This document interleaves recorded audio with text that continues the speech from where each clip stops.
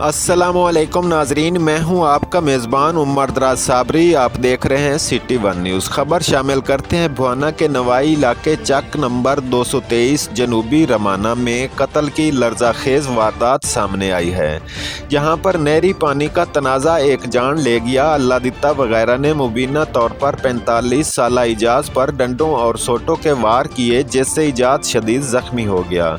उसे तिब्बी इमदाद के लिए तहसील हेडक्वार्टर अस्पताल मुंतकिल किया जा रहा था कि जख्मों की ताब न लाते हुए रास्ते में ही दम तोड़ गया। इतला मिलने पर लंगराना पुलिस मौका पर पहुंच गई, जिन्होंने लाश को तहवील में लेकर तहसील हेडक्वार्टर अस्पताल मुंतकिल कर दी।